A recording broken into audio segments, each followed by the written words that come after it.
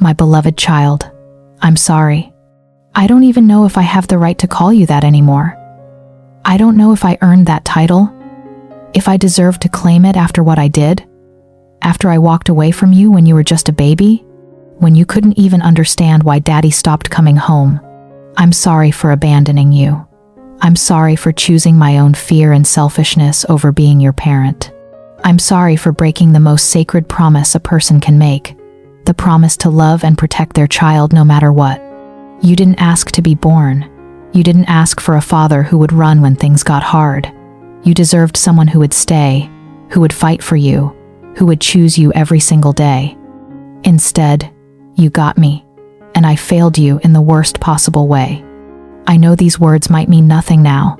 I know you might be grown, might have your own life, might have spent years learning to live without me. Hell, you might not even remember me. But I remember you. I remember everything about you. And I remember the day I made the worst decision of my life. The day I decided I wasn't ready to be your dad.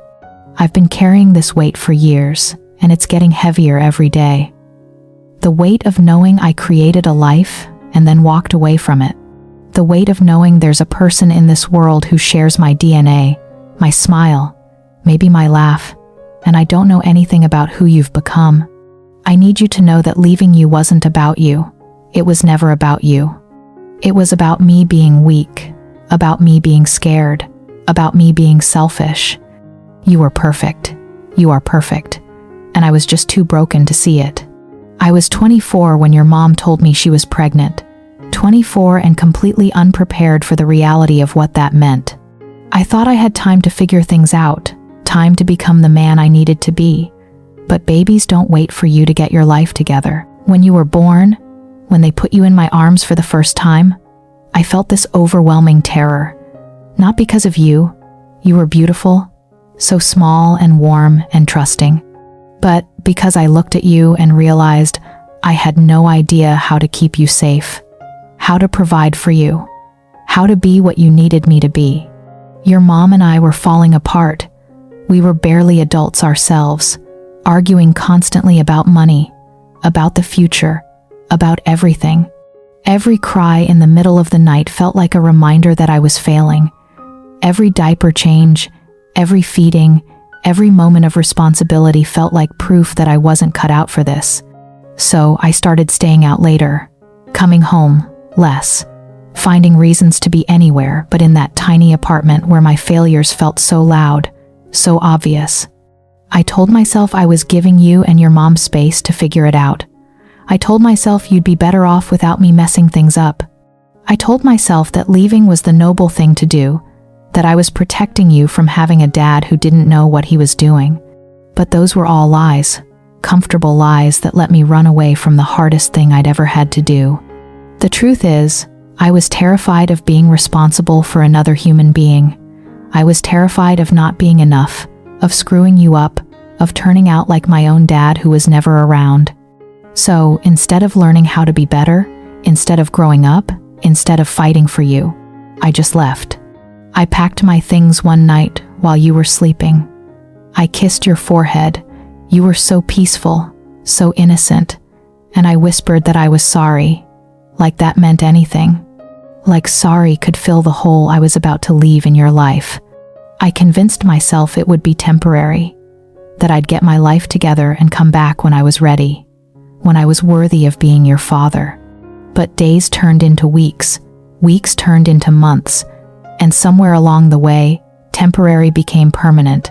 Somewhere along the way, I stopped planning to come back and started learning to live with the choice I'd made. I abandoned my own child. I walked away from the person who needed me most in this world. Do you know what it's like to live with the knowledge that somewhere out there, your child is growing up without you? It's like having a piece of your soul missing, but knowing you're the one who threw it away. Every birthday I missed, every Christmas morning when you probably looked for presents from Daddy and found none, every school play, every scraped knee, every nightmare, every moment when you needed your dad and I wasn't there. I think about your first steps. Did you take them toward your mom? Did you look around for me afterward, wondering where I was? I think about your first words. Did Dada ever come out of your little mouth while you searched an empty room? I think about the questions you must have asked. Where's my daddy? Why doesn't daddy live here? Did I do something wrong? And I think about your mom having to find answers to questions that have no good answers. How do you tell a child that their parent chose to leave? How do you explain abandonment to someone who's too young to understand that love doesn't always look like staying? I picture you growing up, maybe seeing other kids with their dads at the playground, at school events, at games. Did you feel that absence like a physical ache? Did you wonder what was wrong with you that made your dad not want to stay? Because nothing was wrong with you. Nothing. You were wanted. You were loved. You just got stuck with a father who was too much of a coward to show up, while you were learning to walk, to talk, to navigate the world without me. I was trying to build a life that didn't include the guilt of what I'd done.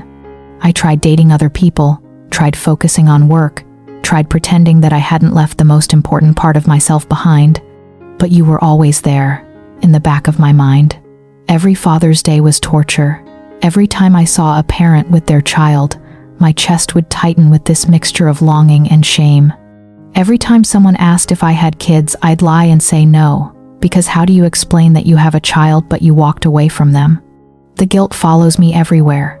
It's there when I wake up, when I go to sleep, in every quiet moment when my mind wanders. It's the knowledge that I created a life and then treated it like it was disposable, like you were something I could just walk away from when things got hard. But you weren't disposable. You were my child, my responsibility, my greatest opportunity to love someone more than myself.